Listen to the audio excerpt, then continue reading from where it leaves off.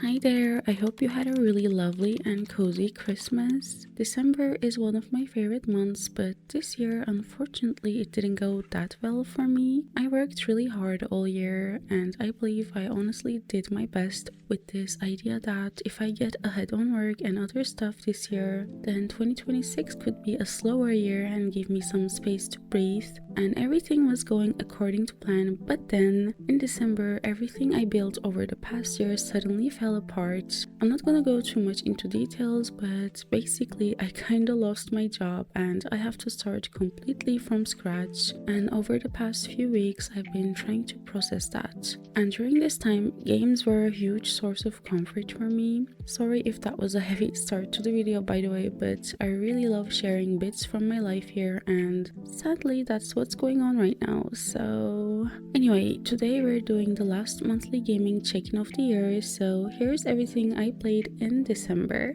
First, we have Dogpile, which I actually have an extra Steam copy to give away to one of you as a little New Year's gift, so feel free to leave any comments and like the video, and I'll reply to the winner's comment in a week. This game was literally the best game I could possibly play during this tough period. I was really sad, so I couldn't focus on anything, but seeing cute dogs bouncing around and endlessly merging them to even bigger cute dogs somehow managed to distract me. It combines Balatro style deck building with the watermelon game, and as you can guess, it is extremely addicting. The art style is so charming too, and I can see myself playing this for many more hours to come whenever I want to take my mind off things. It's just so fun, and I need a Chunky Cats version as well. Then we have Everdream Village. This is a life sim slash farming game that released to early access this month, and one that I was really excited for because it promised so many things and looked like it would have really cool future that sets it apart from other similar games. First, I need to say I only played this for a few hours because I generally prefer playing games once they're complete, unless I'm really addicted to the gameplay, and Everdream Village couldn't convince me to keep playing it at its current state. There are so many cool ideas here and I see the vision, but sadly as of now I have to say it feels really undercooked. It lacks many things I would expect a farming game to have by default. For example, I couldn't even go in my house when I played, and I'm not sure if that was a bug or not, because I feel like it should be a given even in an early access farming game. I was also quite lost in some quests. I'd say the game doesn't guide the player properly sometimes, and I felt kinda overwhelmed because there was way too much tutorial to read when all I wanted to do was relax. But as I said, there are so many cool ideas here and I'm looking forward to more updates. I hope it'll reach its full potential with more updates, and I'll be checking it out again once it's out of early access. Next, I played Duck Detective: The Ghost of Glamping. This was my introduction to the series and I didn't even realize there was a first game until I was done, but I never felt confused or lost while playing. This is a very lighthearted and cozy point-and-click mystery where we play as Duck Detective, solving cases by making deductions. The whole game has a really quirky and playful tone, so I was pleasantly surprised when the story started taking some unexpectedly strange and serious turns. I think that contrast really helped balance the game and made it more memorable. I also really loved the cast of characters. Everyone feels distinct and a little weird in their own way, which adds a lot of charm to the investigation. My only complaint is that some of the deductions felt a bit too guess-based. There were some moments where I solved things randomly, even though I didn't fully understand the logic behind them yet. But overall, I had a great time with this one, and I definitely recommend it if you're looking for something cozy, funny, and a little different that you can finish in around 2 hours. Then I played a really heartbreaking short experience called As Long As You're Here. In this game, we play as an elderly woman living with Alzheimer's, and I honestly don't think this subject could have been handled any better. From the very beginning, I had this constant painful feeling sitting in my gut. I felt confused, disoriented, and slowly in the game I started feeling like a burden to my own family, which was incredibly hard to sit with. The game doesn't rely on big dramatic moments to communicate these emotions. Instead, it lets small interactions and everyday situations slowly wear you down, which somehow makes it hurt even more. There are many little details like our plants slowly dying, even though we do our best to water them every day, and they feel really powerful. It's a very short experience, roughly about an hour, but in that time it managed to say and make you feel so much.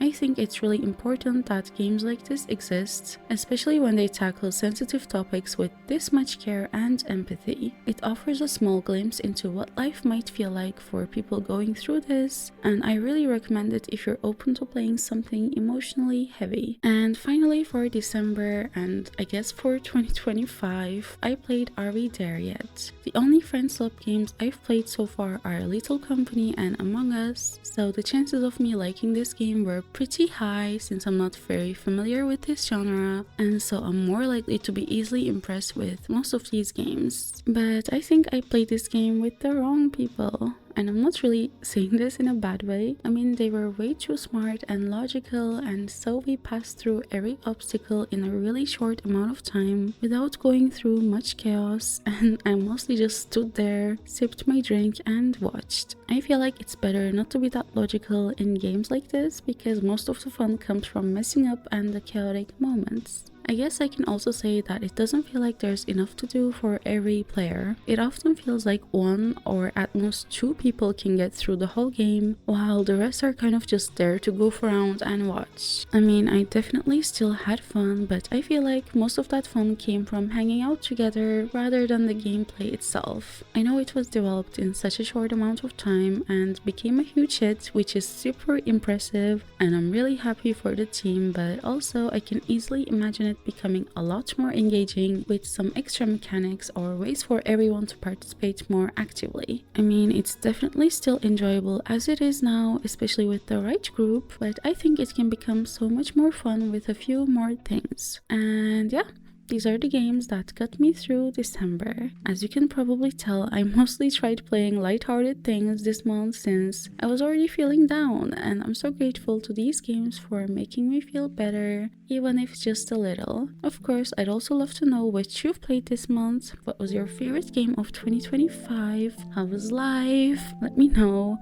Oh, and don't forget to enter the Dogpile giveaway. I'll choose the winner in a week. I'm really excited for all the new games I'll play in 2026 and to keep talking about them here. And the video where I talk about all the 2026 cozy game releases I'm looking forward to will be out on my channel next week, so feel free to subscribe and stay around for that. I wish you all a happy New Year's where all your dreams will come true, and yeah, I'll see you soon. Bye bye!